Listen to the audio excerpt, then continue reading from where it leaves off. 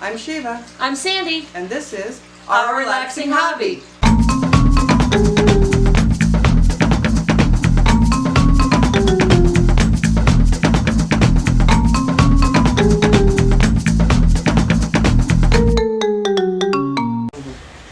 Hello. Hi.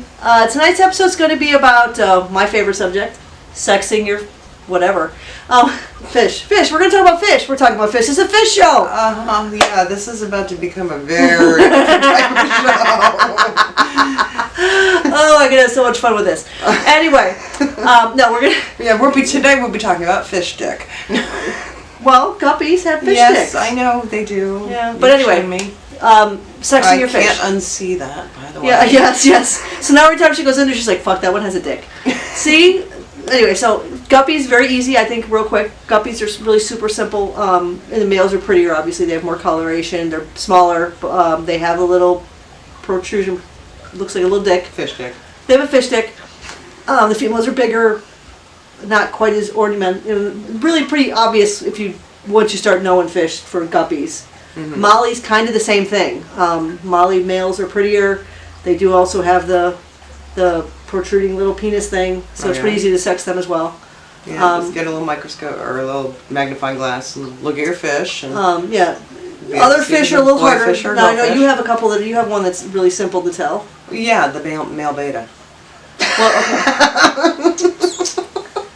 Not what I meant. I know. That's right. Betas are pretty easy. Incredibly easy. Now, occasionally you will get a female beta. We had that one female that we weren't 100% sure.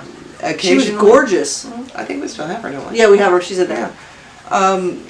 Occasionally you'll get a female beta that has extra long fins, and you'll be like, are you sure you're not a little boy? Yeah, we remember we were arguing with the lady at the store about one of the fish that they had wrongly sexed, because I was like, that's a guy, and she's like, no, it's a girl. And then she looked at it, she's like, no, it's a guy. So, yeah, you don't want to put a male beta in with a bunch of females, you gotta because be careful. you're going to have complete. But no, every great once in a while you get a gorgeous female, but usually for betas it's pretty easy because they're much less. Yeah, but less, I guess, is a good.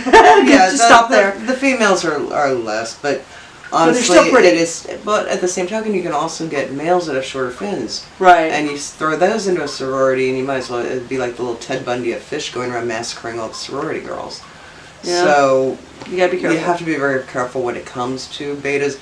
Usually, it's easy to tell if they're adults. And if you're not 100% sure, keep them separated.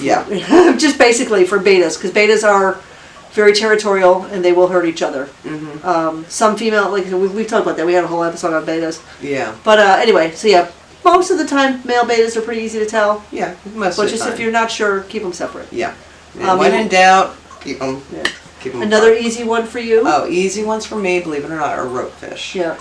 Now, I understand that a lot of people are not familiar with the species, or they just think that they look like big old eels, and some people mistake them for eels. They're not. Or water snakes. They're not water snakes. They're little fish. I know. I'm just saying. But eels are most common. Yeah, it was actually really funny because I was at a pet store not too terribly long ago, and the pet store person didn't know how to sex the rope fish, and I was like, "Oh, you got a pretty pair in there." And how can you tell? Well, here's how you can tell. The males have a penis. No, it's not a penis. I know. I'm just kidding. It's an I was just joking. Males have penises. No. I know. They're. I know what they have. I'm just. Well, I'm trying to tell them what. Fine, tell them. Males have a very distinctive anal fin. A female rope fish. They have a butt tail. Yeah, basically.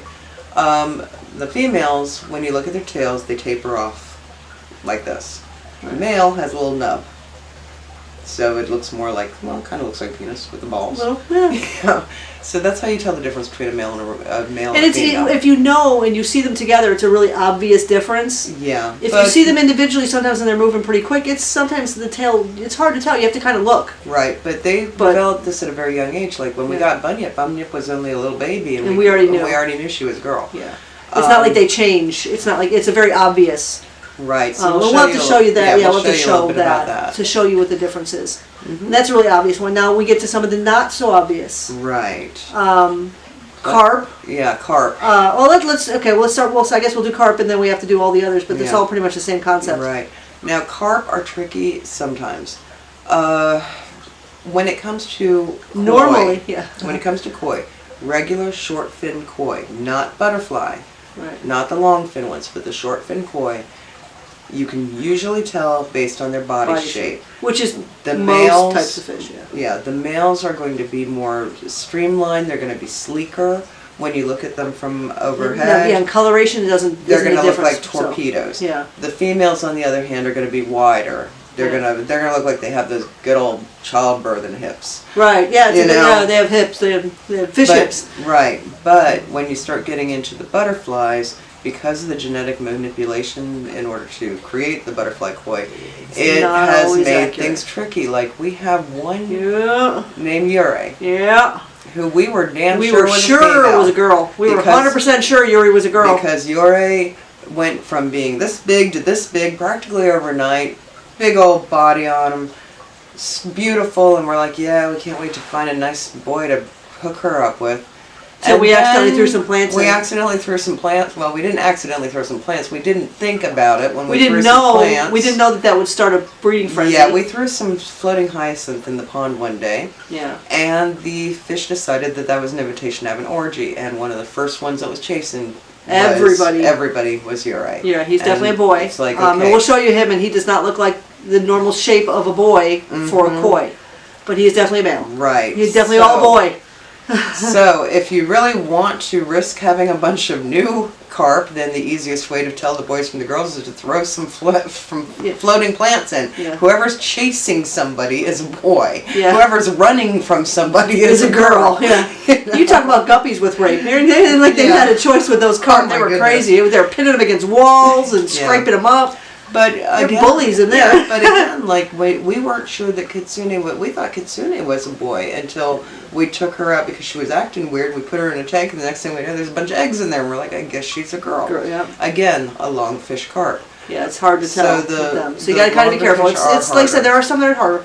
And again, plecos. For the bristlenose plecos, it's pretty darn easy. Mm-hmm. The males get once they become adults, we were just talking about this today, once the males become adults, they get bristled, really big, obnoxious bristles on their face. Yeah, The puberty females, hits them the hard. females get little tiny bristles. They're there, Yeah. but they're very subdued, little tiny, cute bristles. And so when they're younger, it's really hard to tell male from.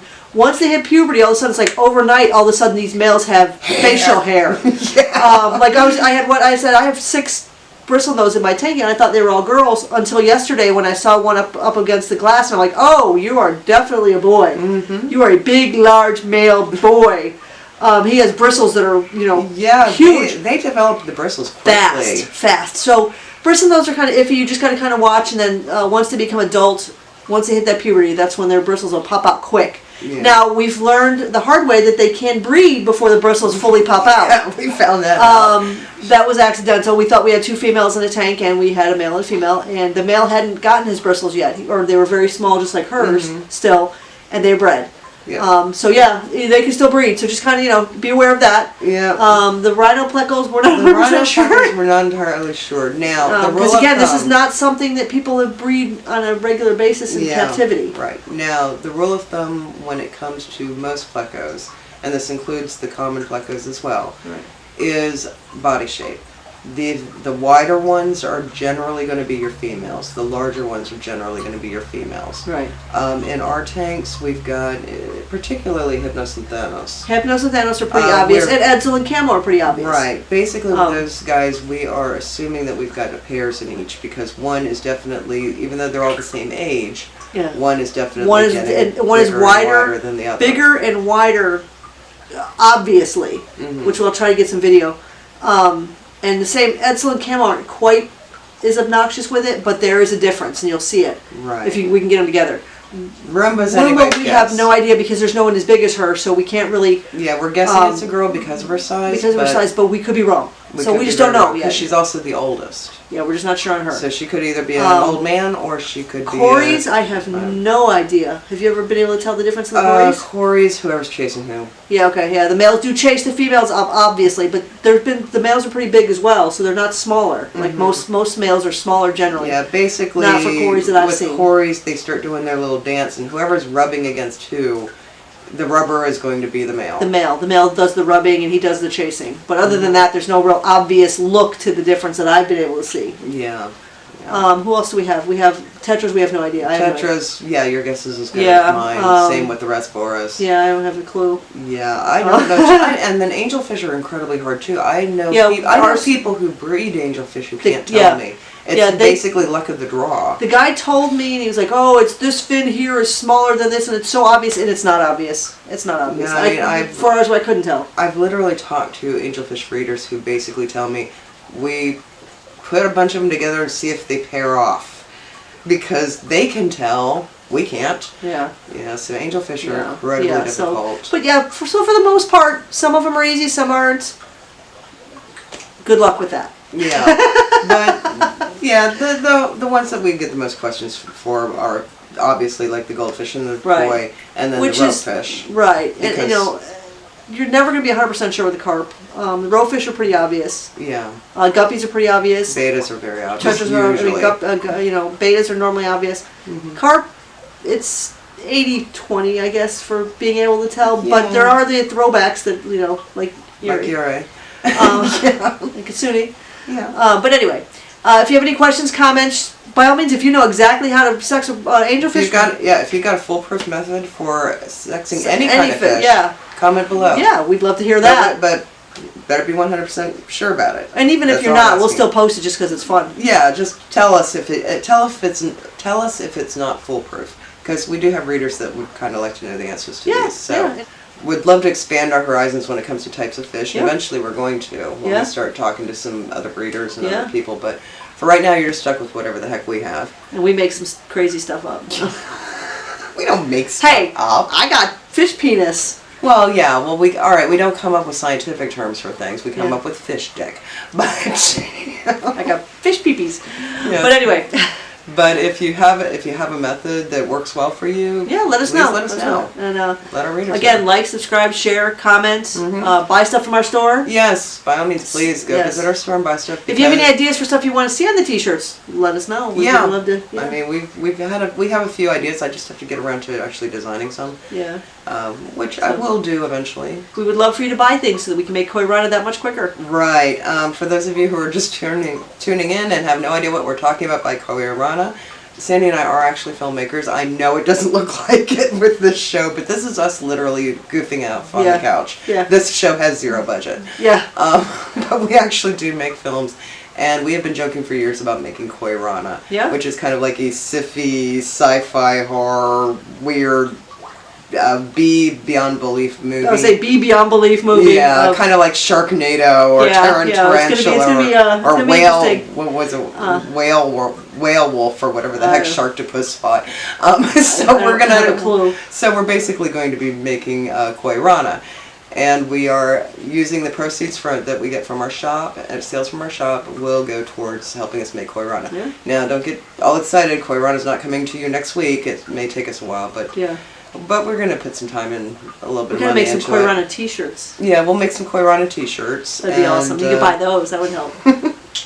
But it'll be fun. But we have to make the little koi props and work on the special effects, and then we have to get our whole team over here and write I got the idea, but I need to write the proper script.